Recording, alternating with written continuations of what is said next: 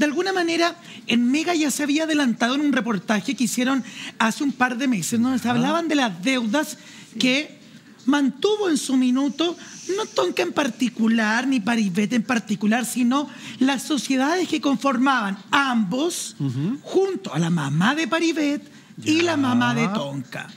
Perfecto. O sea, yo creo que también quizá la gente en su casa tiene que entender un poquito que hay ciertas personalidades del mundo, yo que sé, del espectáculo, del deporte, que hacen de su nombre una marca. Una empresa. Y esa sí la asocian a una empresa. Con lo cual se puede decir que Tonka Tomicis como tal está dentro del rubro de esa empresa. Y entonces, claro, ella no es como dueña absoluta de su imagen, sino que esa imagen le pertenece a la empresa en la que ella también... ¿Y qué es lo que supuestamente habría ocurrido? Es que Paribet, para hacer sus negocios, iba a algún banco, a algún prestamista y presentaba el nombre. Y él pedía cierta cantidad de dinero y le decía a Tonka que este dinero se iba a cancelar, cosa que terminaba no ocurriendo. Entonces, ¿qué ocurría? Se empezaba a demandar a la sociedad. Y Tonka, ¿qué es lo que iba haciendo? Pedía préstamos en otros bancos para tapar el banco. Es la famosa bicicleta. Exacto, claro. Ya que usted la conoce muy bien, probablemente todos hemos caído en eso en alguna ocasión. Sí. La mayoría como de esas deudas, tal como lo dijo Cecilia, y el reportaje de Mega lo obvió, lo dijo muy ligeramente, están saldadas. Pero algunas todavía se mantienen, y eso es lo que todavía hoy día le podría estar salpicando a Tonka en su rol de conductora y rostro mediático. Entonces me dices que para eventuales trabajos que podría tener a futuro. Uno de los últimos trabajos que hemos visto de Tonka Tomisic, aparte obviamente de ser embajadora de diferentes firmas, fue esa presentación de Artsmate de una gala de premios. ¿Me quiere decir que lo que le hayan pagado un porcentaje grande no le llegaron nunca a ella, se fue para pagar deudas? Es probable que no, porque su imagen hoy día está asociada a estas empresas ficticias de alguna manera. No ficticias. A esta empresa que formó con Paribet. Y por ende están asociadas a las deudas que esta empresa habría asumido con entidades bancarias o prestamistas, como dijo la Cecilia, entre ellas en algún minuto se habló de la Cuca, ¿cierto? Sí. ¿Se acuerdan? La conocida empresaria del rubro de los restaurantes. Vamos a revisar otra declaración de Cecilia que habla precisamente de estos derechos de imagen y a la vuelta yo les explico de qué se trata. Miren. Pero hace un par de días me enteré que hay un proceso que es mucho más complicado para Tonka, que tiene que ver con lo judicial y con una deuda mucho más importante que Marco Antonio López, su marido, sostiene con un acreedor. No me dijeron la deuda, o sea, el monto exacto, pero sí me dijeron que supera muchísimo el monto que ya hemos conocido de deudas, que no tiene nada que ver con eso, que es muchísimo más. Y ella, en la búsqueda de poder solucionar ese tema, de poder frenar un proceso judicial, acudió a lo último que le quedaba y para mí lo más importante que tiene un rostro de televisión y una persona como ella, que es su imagen.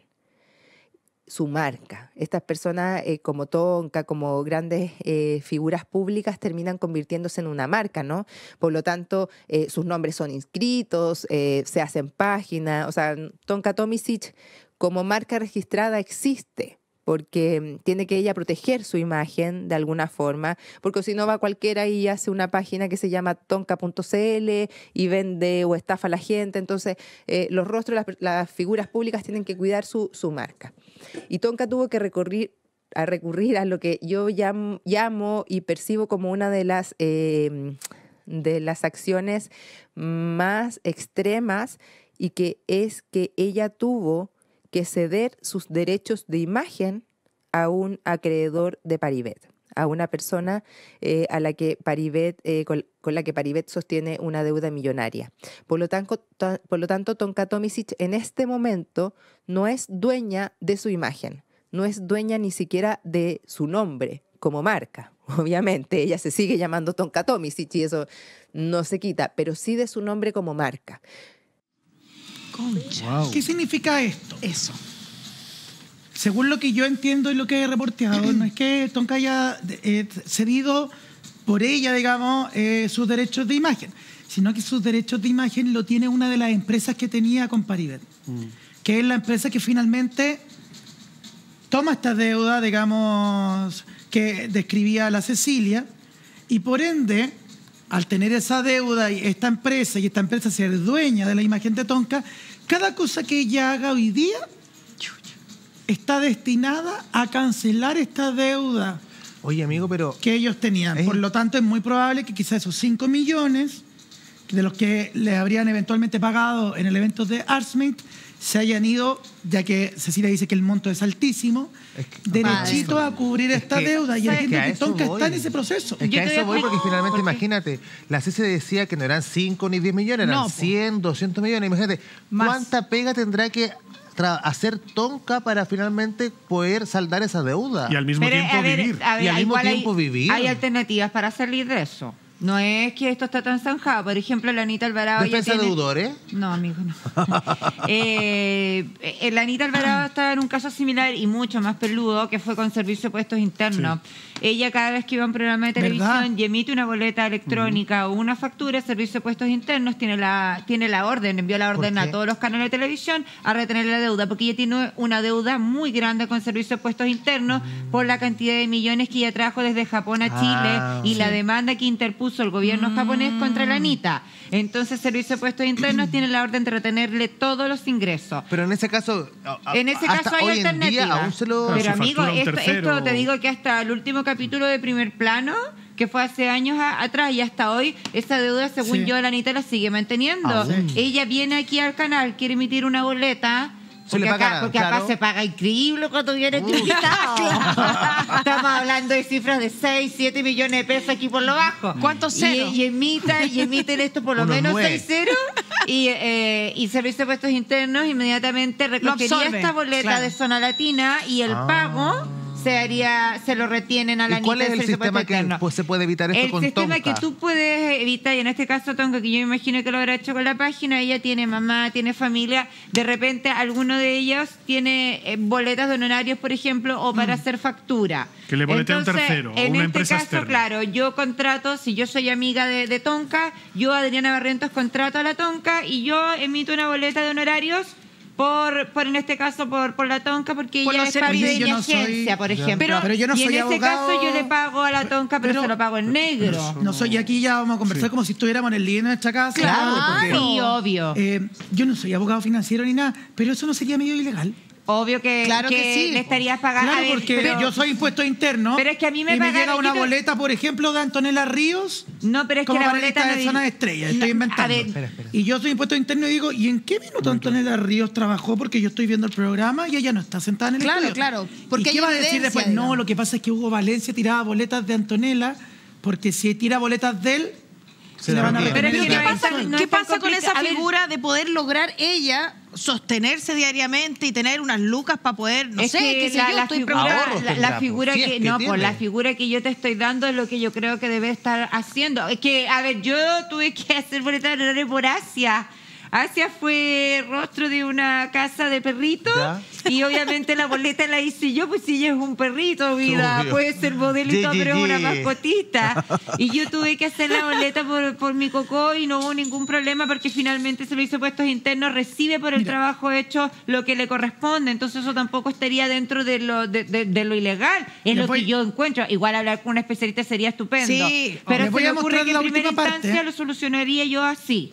De este podcast de la Cecilia, donde toca este tema, porque ella también aborda las eventuales acciones que podría tomar Tonka para recuperar precisamente los derechos de su imagen. Lo vamos a revisar y seguimos hablando de este tema. Mire.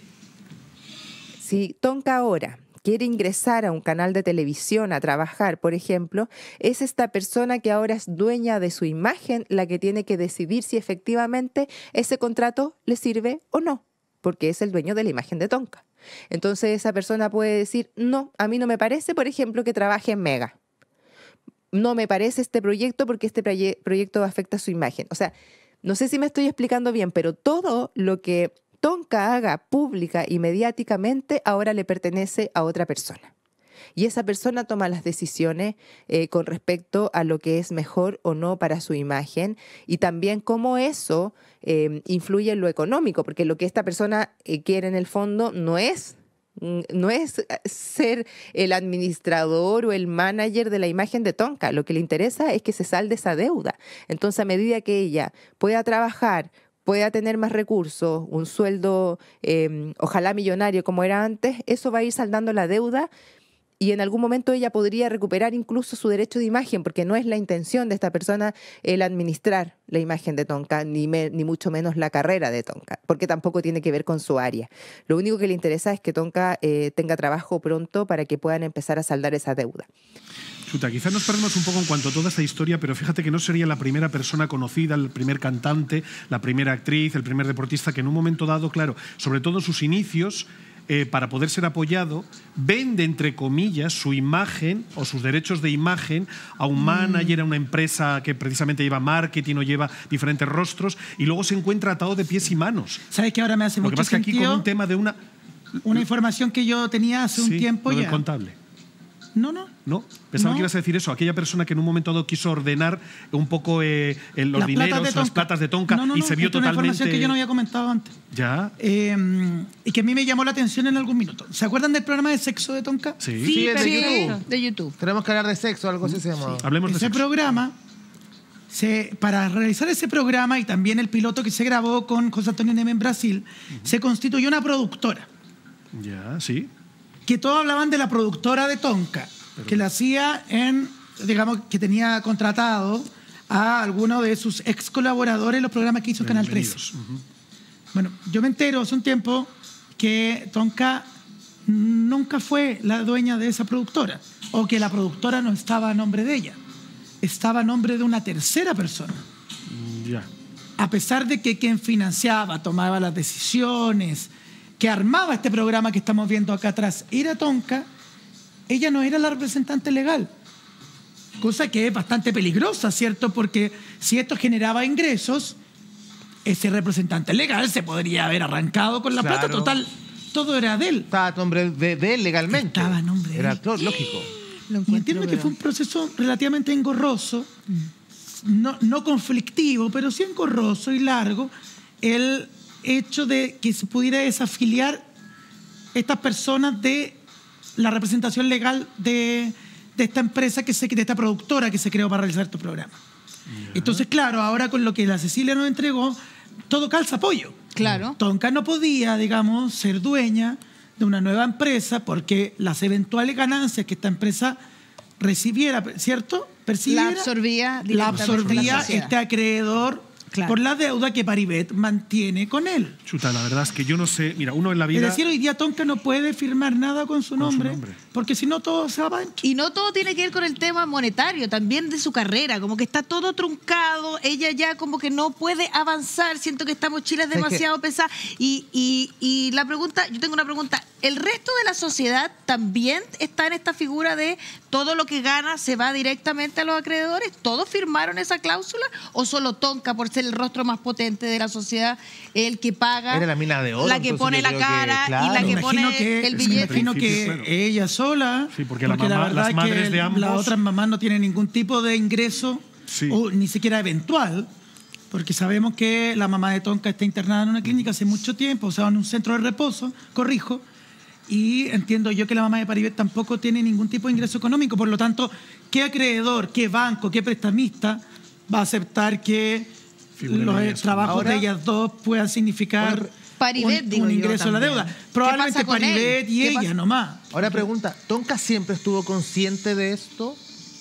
¿De que finalmente todo el sueldo que iba a ganar en algún momento iba a ir directamente a esta empresa? ¿Ella ya lo sabía? Lo que pasa es que me imagino que cuando uno conforma diferentes empresas para poder hacer diferentes proyectos o demás, o sea, tú eres consciente de lo que en un momento dado se supone que estás haciendo y que imaginando que va a ir bien. Es como una sociedad conyugal. El problema es, claro, cuando en un momento dado, y por eso yo creo que la declaración, esta última declaración, y cuenta efectivamente pormenorizadamente desde que conoce a Paribet, a Marco Antonio, hasta el día de hoy, todo lo que ha pasado y cómo, para tratar de ella explicarse a lo mejor de lo que ella quiso entender o entendió de cómo eran estos negocios y lo que le han acarreado en el tiempo. ¿Se acuerdan cuando se hablaba de que los cheques de Tonka en los bancos rebotaban? Sí.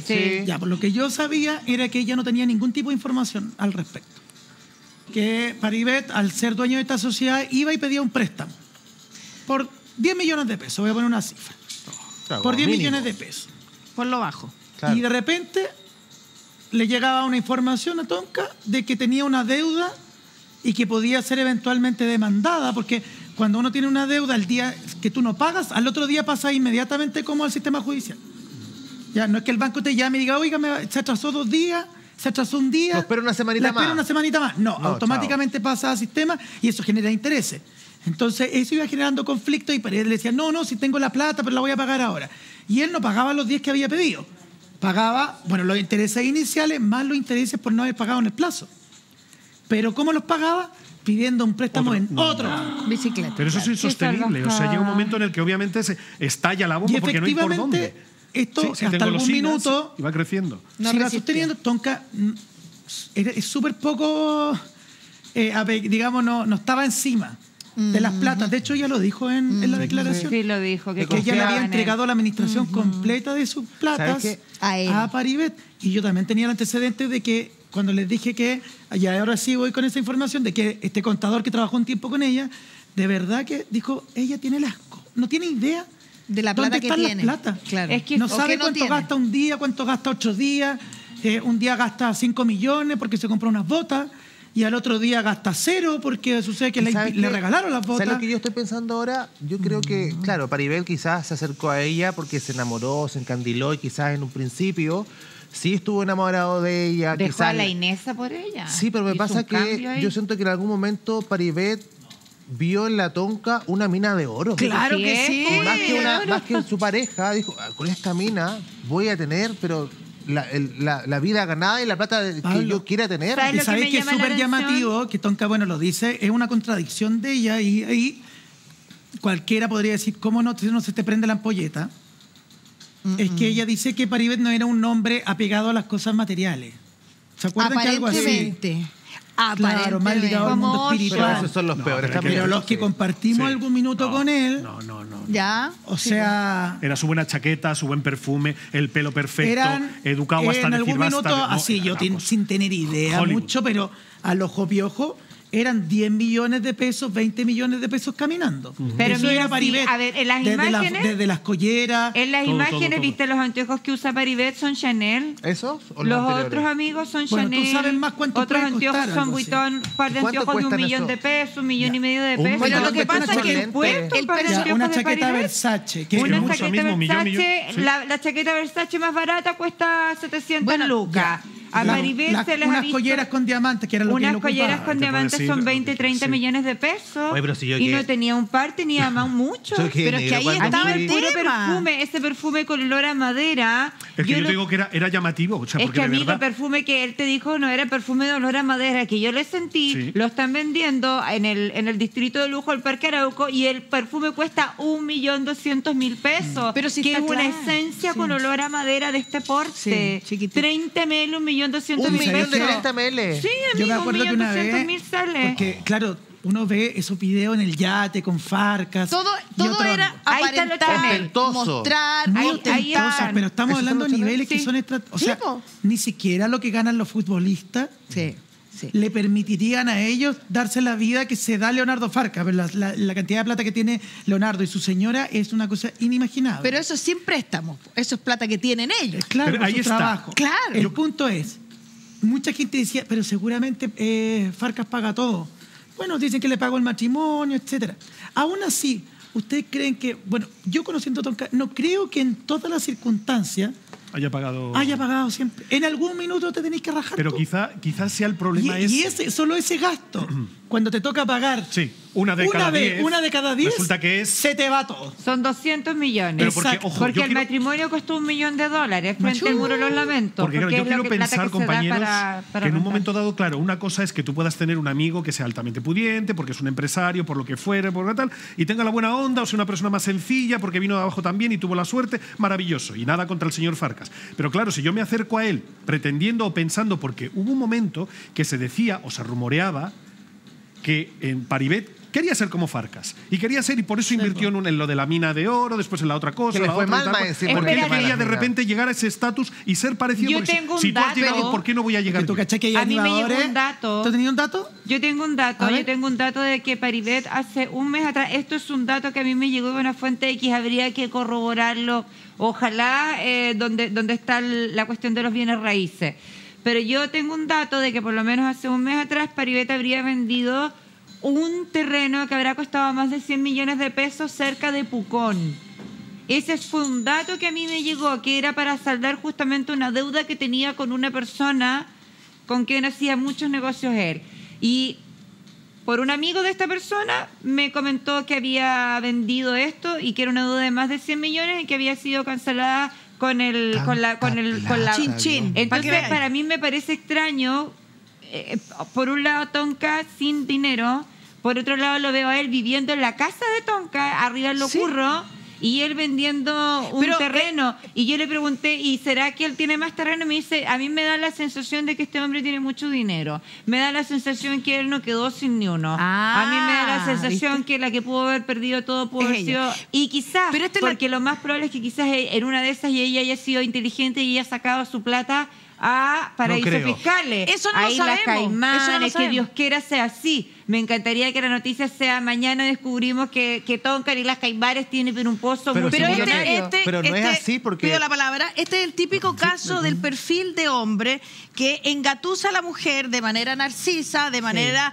desde lo espiritual, desde todo ese tema que tiene que ver con una cosa muy profunda, donde te sacan a flote, y no solo te sacan a flote, sino que además te sacan tu nombre, tu credibilidad, digamos, tu potencialidad. Tu imagen. Y además tu imagen, porque yo me acuerdo perfectamente, lo que dijiste tú hace mucho sentido. Ella estaba en un momento, en una transición espiritual cuando lo conoce, y él le dice las palabras que ella quizás quería escuchar, le hizo sentido, y de ahí, de un viaje, uno ha estado de repente con unos hombres narcisos que te la venden y en el fondo termináis dándole todo.